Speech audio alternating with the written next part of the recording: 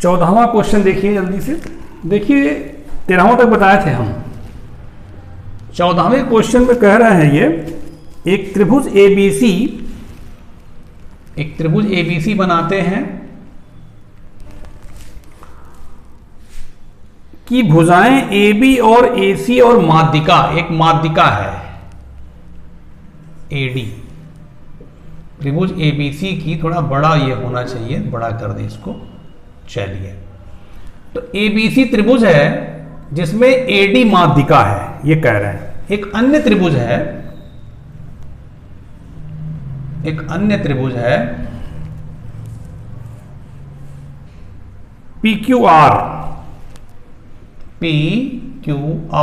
इसमें PM माध्यिका है,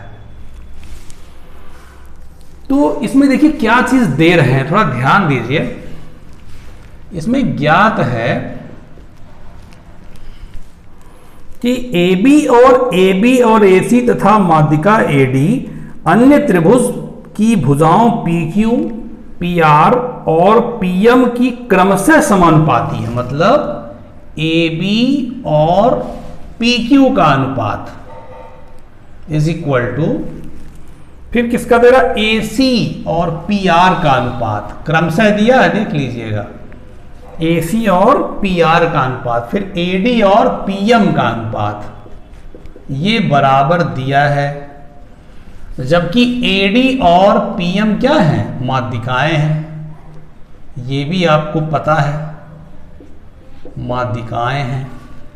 क्या सिद्ध करना, इसको ध्यान दीजिए। सिद्ध करना है त्रिभुज ABC समरूप त्रिभुज PQR। ओके, ये एक बड़ा त्रिभुज ABC समरूप PQR सिद्ध करना है। इसमें थोड़ी रचना करते हैं। रचना क्या करेंगे हम, इसी D को आगे बढ़ा देंगे, इतना बढ़ाएंगे कि AD बराबर ये इतनी दूरी हो, इसको E मान लीजिए, ठीक है। और इसके बाद इसको मिला देते हैं, डॉटेड लाइन ही मिलाइए, रचना का मैटर है ना। मतलब क्या किए रचना में, AD को E तक इतना बढ़ाए कि DE बराबर AD हो, ये रचना में करेंगे। फिर इसी प्रकार इसमें भी PM को इतना बढ़ाए, अब नाम PMN दे दीजिए, क्या दिक्कत है ना। इतना बढ़ाए कि MN जो है वो PM के बराबर हो, इसको मिला दीजिए, ठीक। तो चलिए रचना लिख लीजिए। AD को E तक बढ़ाया, E तक इस प्रकार बढ़ाया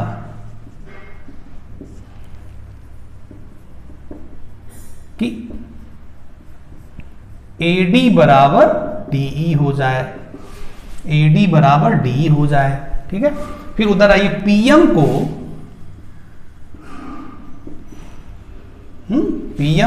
N तक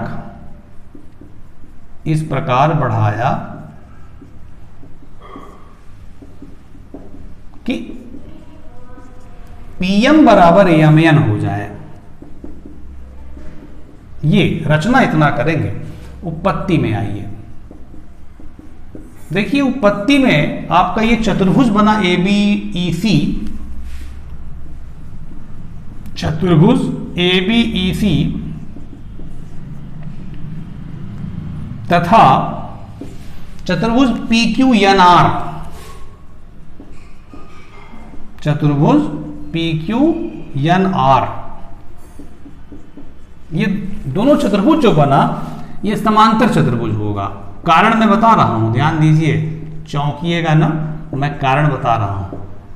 ये दोनों चतुर्भुज माने ABEC और PQNR ये समांतर चतुर्भुज होगा। क्यों?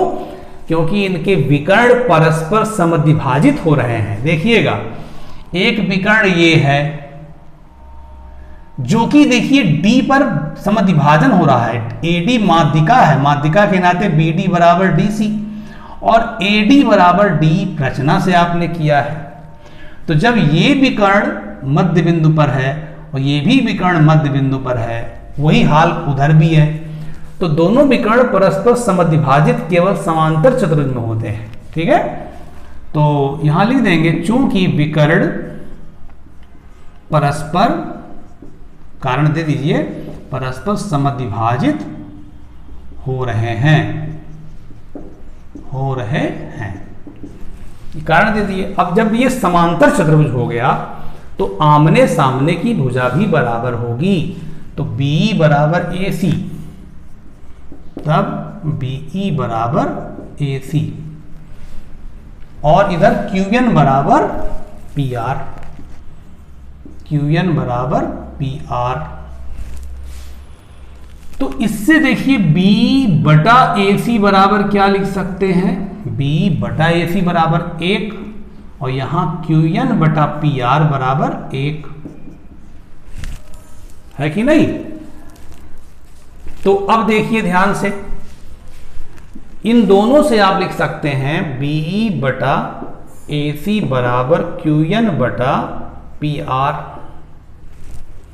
जो दोनों बराबर 1 1 है ना, तो ये दोनों बराबर लिख सकते हैं। अब आप QN को इधर, AC को इधर लिख सकते हैं।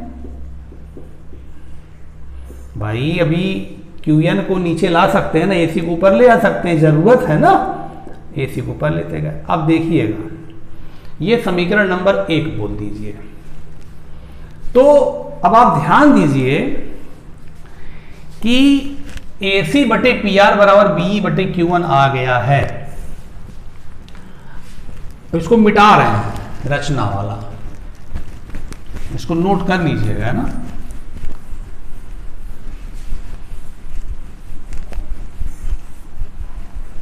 तो आप देखिए आया है BE बटे QN बराबर AC बटे PR।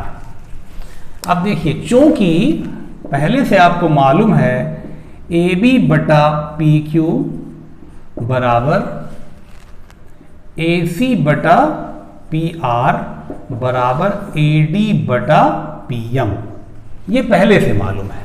अब समीकरण 1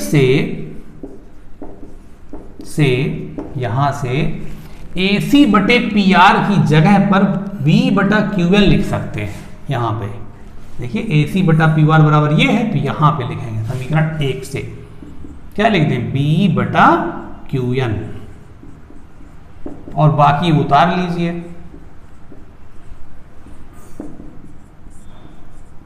ठीक, अब देखिए क्या कहां तक पहुंचे हम। देखिएगा, त्रिभुज ABE देखिएगा इसमें, और PQN इसमें देखिएगा। AB बटा PQ दिस, और B बटा QN दिस, किस त्रिभुज में देख रहे हैं, ABE में और PQN में, N में। ये हो गया एक भुजा, ये का अनुपात, फिर इसका अनुपात, और फिर AD, आप देखिए AD इसमें 2 का गुणा करा दीजिए ऊपर नीचे। इतना जब आया रहेगा, एक लाइन और लिख लीजिए तो ज्यादा आपको समझ में आएगा। AB बटा PQ बराबर BE बटा QN, इसमें 2 का गुणा करा सकते हैं, यहीं पे करा लीजिए। तो 2 AD का दूना AE होगा, क्यों, क्योंकि AD बराबर DE है रचना से, तो AD का दूना AE होगा। 2 AD की जगह AE लिख सकते हैं, और 2 PM की जगह PN लिख सकते हैं। ठीक, अब यहां पे देखिएगा, त्रिभुज ABE में और PQN में, AB बटा PQ ये है ना, और BE बटा QN ये है, और AE बटा PN यहां है, तो ये है। तब ये त्रिभुज ABE समरूप होगा PQN के, त्रिभुज PQN के। ठीक है, अभी हम ये त्रिभुज समरूप लाए हैं संगत भुजाओं के अनुपात से। मतलब किससे आया है ये, यस यस यस समरूपता से। ठीक, ये दोनों त्रिभुज समरूप आ गया। और जब समरूप आ गया तो आप देखेंगे तीनों कोण बराबर हो जाएगा इस त्रिभुज का। मतलब ये कोण इस त्रिभुज का और ये कोण इस त्रिभुज का हम बराबर कह सकते हैं। ठीक है, इसको मान ले कुछ, चलिए इसको मान लें कोण यक्स, कोण यक्स, या नाम दे दे कोई, चलिए 1 2 दे दें, 1 2। तो ये जब समरूप हो गया तो कोण 1 बराबर कोण 2 हो गया नहीं हो गया? होगा। कोण तो सभी बराबर होंगे, ये कोण बराबर ये होगा, फिर ये कोण बराबर ये होगा, कर सकते हैं, लेकिन हमारी जरूरत वहीं से सही हो जाती है, हमारी जरूरत जो है वहीं पर है। तो कोण 1 बराबर कोण 2 आया यह ऐसा करने पर, इधर वाला समरूप लाने पर, मतलब ये त्रिभुज और ये त्रिभुज समरूप लाने पर ये कोण बराबर आया। तो इसी प्रकार ये त्रिभुज, इधर वाला त्रिभुज ये और इधर वाला त्रिभुज ये समरूप लाएंगे तो ये कोण बराबर ये हो जाएगा। तो उसको हम करेंगे नहीं, इसी प्रकार लिख देंगे, इसी प्रकार लिखेंगे उसको। तो लिखें इसी प्रकार, कौन सा त्रिभुज समरूप सिद्ध करेंगे? AEC समरूप त्रिभुज PNR करेंगे नहीं, इसी प्रकार लिख देंगे, होगा। जब समरूप हो जाएगा तो ये कोण बराबर ये कोण, इसको 3 मान लें, इसको 4 मान लें, कोण 3 बराबर कोण 4। ठीक है। अच्छा, अब देखिए 1 बराबर 2 आया था, उसको समीकरण 2 मान लीजिएगा और इसको समीकरण 3 मान लीजिए। जो कोण 1 बराबर कोण 2 आया था मिटा दिए हैं, उसको समीकरण 2 मान लीजिएगा और इसको समीकरण 3। तो समीकरण 2 और 3 जोड़िएगा, समीकरण 2 और 3 जोड़ने पर, 2 और 3 जोड़ेंगे जब आप, तो 2 में देखेंगे इधर कोण 2 लिखा, कोण 1 लिखा है, और समीकरण 3 में इधर कोण 3 लिखा है। तो LHS वाला LHS में जुड़ जाता है, इधर वाला इधर और उधर वाला उधर जोड़ दीजिए। ठीक है। तो कोण 1 कोण 3 ये आपका कोण BAC हो जाएगा, ये पूरा कोण हो जाएगा BAC ना, और कोण 3 कोण 2 धन कोण 4 QPR हो जाएगा। ठीक है। अब देखिए ये कोण पूरा और ये कोण पूरा बराबर हमने निकाल लिया। अब चलते हैं बात आगे, बस थोड़ा सा रह गया है। अब देखिए हमको जो सिद्ध करना उसी को अब लेके चल रहे हैं। त्रिभुज ABC तथा त्रिभुज PQR में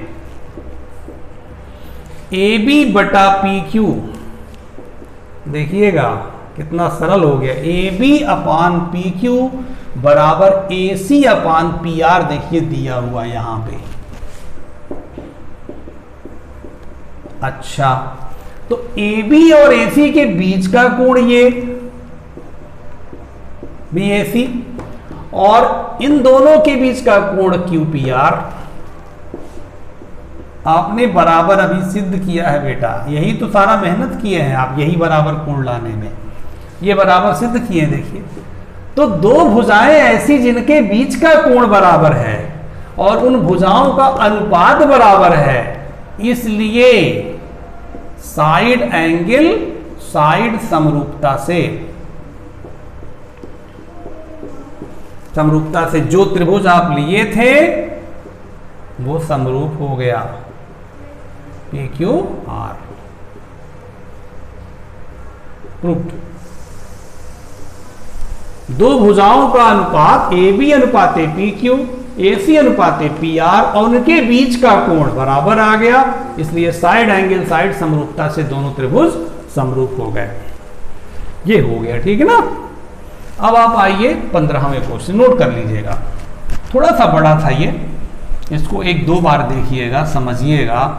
देखिए आप पिछला वीडियो जो बैक के वीडियो हैं, जब तक आपका कॉन्सेप्ट क्लियर नहीं होगा, जब तक आप अच्छे से नहीं देखेंगे, कॉन्सेप्ट नहीं क्लियर होगा जब तक, तब तक समझ में कम आएगा। इसलिए क्रम से वीडियो आप सब्सक्राइब जब कर लिए हैं तो आप जब देखेंगे प्लेलिस्ट, तो प्लेलिस्ट में समरूप त्रिभुज के सारे वीडियो आपको मिल जाएंगे सिमिलर ट्रायंगल के। तो क्रम से देखिए, आप प्लेलिस्ट में जाके एकदम क्रम से देखिए, आराम से, कहीं जल्दीबाजी मत करिए। देखिए 15वां क्वेश्चन कह रहा कि लंबाई 6 मीटर वाले एक ऊर्ध्वाधर स्तंभ, एक स्तंभ है जिसकी ऊंचाई 6 मीटर है, इसकी भूमि पर छाया बनती है 4 मीटर। छाया कैसे बनती है? सूर्य के प्रकाश से बनेगी। सूर्य कहीं कोई लाइट होगा, बल्ब होगा, वहां से जब प्रकाश मिलेगा तभी तो छाया बनती है। ठीक, ये आपका स्तंभ है। स्तंभ 6 मीटर ऊंचा है, इसकी परछाई 4 मीटर है। फिर कह रहे हैं कि उसी समय माने वही प्रकाश, वही सूर्य की स्थिति, उसी समय एक मीनार है, उसकी छाया की लंबाई 28 मीटर है। उसी समय माने कोण आपका ये सेम होगा, ये कोण सेम होगा, उन्नयन कोण जिसको कहते हैं उन्नयन कोण। तो उन्नयन कोण कहिए चाहे ना कहिए, उसी समय का मतलब ये होगा बेटा, जैसे जो प्रकाश यहां पे है, लाइट जो मिल रहा है यहां पे, तो जो प्रकाश यहां मिल रहा है वही प्रकाश इसको भी मिल रहा है, सेम टाइम पर है। तो सेम टाइम पे है तो एंगल सेम होगा, ये इसके कहने का अभिप्राय है। और ये मीनार है, मीनार की ऊंचाई पूछ रहे हैं, ये आपसे पूछे हैं। इसकी परछाई दिए हैं 28। तो कह रहे हैं कि अगर 6 मीटर स्तंभ की परछाई 4 मीटर है तो 28 मीटर परछाई वाले मीनार की ऊंचाई कितनी होगी उसी समय, एट सेम टाइम। तो आप देखिए, ये 90 है, ये 90 है, ये दोनों कोण समान समय के नाते बराबर हुए, तो ये तो बराबर होगा ही। त्रिभुज का नाम दे दीजिए ABC PQR। ठीक है, मान लिया मीनार की ऊंचाई PQ है। ठीक है, चूंकि त्रिभुज ABC समरूप है त्रिभुज PQR के, डायरेक्ट कह सकते हैं, एकदम साफ समरूप, दोनों समकोण त्रिभुज है, तीनों एंगल इक्वल है। यही एंगल नहीं इक्वल होता, लेकिन इन्होंने कहा उसी समय का मतलब एकदम सेम एंगल होना चाहिए। तो दोनों त्रिभुज समरूप हैं, इसलिए संगत भुजाओं का अनुपात बराबर होगा। इसलिए 6/h माने लंब बटा लंब बराबर आधार बटा आधार 4/28। तो काट दीजिए, ये 4 एकन्नम 4 सत्ते, फिर गुणा करिए, h बराबर 7 छक 42 मीटर। अतः मीनार की ऊंचाई आ गई 42 मीटर।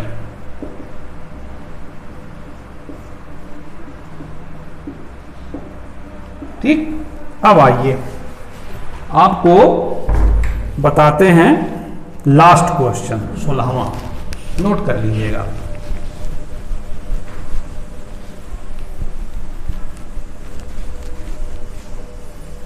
अब लॉकडाउन की वजह से काफी परेशानी लोगों को है, काफी परेशानी, सबको दिक्कत है, कहीं पर भी क्लासेस नहीं चल पा रहे हैं। अब ये तो मैं आपको थोड़ा, चूंकि YouTube पे जानते हैं पढ़ाने में क्या है, YouTube पे पढ़ाइए, उसके बाद वीडियो कंप्रेस करिए, छोटा करिए, फिर अपलोड करिए, बड़ा टाइम टेकन होता है, और फिर नेट का भी प्रॉब्लम आता है, नेटवर्किंग। केवल पढ़ाना रहता है तो खूब सब कुछ पढ़ा दिया जाता है, लेकिन अब YouTube पे पढ़ाने में थोड़ी सी लिमिटेशन है। लेकिन मैथ का कोर्स मैं सोच कर ही चल रहा हूँ, आपको मैथ का मैं क्लियर करता चलूँगा। ठीक है, देखिए 16वां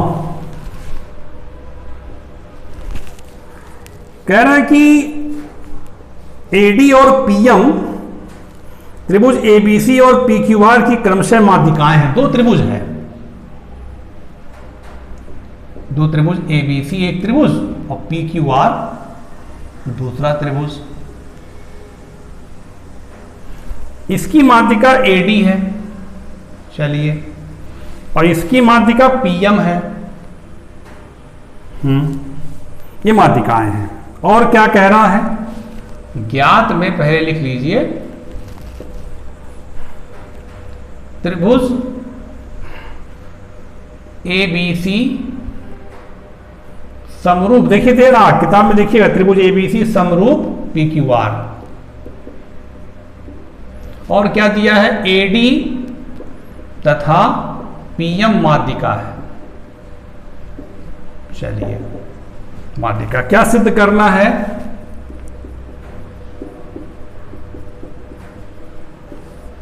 सिद्ध करना है AB बटा PQ बराबर AD बटा PM। चलिए, उत्पत्ति, चूंकि त्रिभुज ABC समरूप त्रिभुज PQR दिए हैं, ABC समरूप त्रिभुज PQR दिए, इसलिए कोण B बराबर कोण Q होगा। समीकरण नंबर 1 आई, कोण बराबर हो जाएगा समरूप के नाते।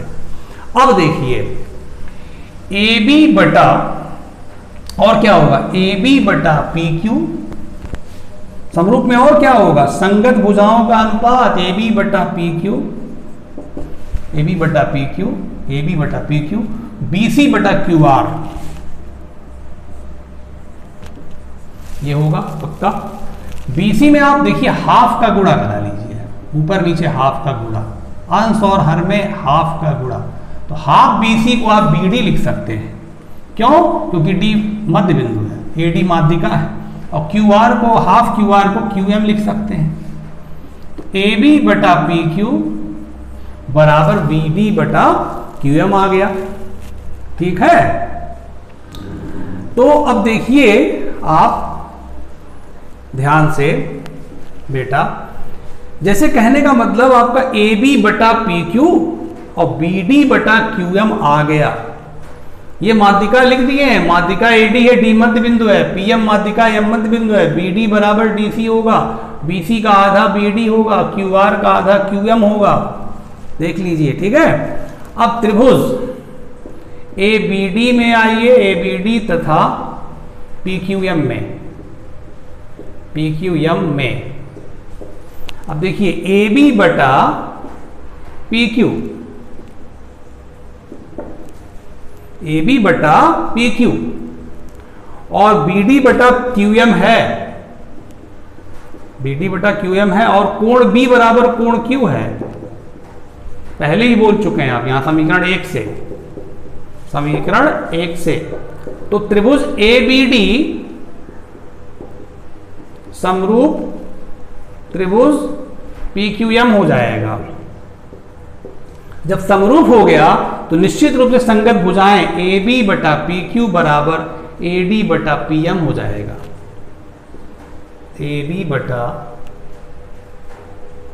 PQ बराबर AD बटा PM, यही सिद्ध करना था भाई। समरूप हो गया तो तीनों भुजाओं, संगत भुजाओं का अनुपात बराबर होगा ना, तो दो ही भुजा का हम ले लिए, है ना।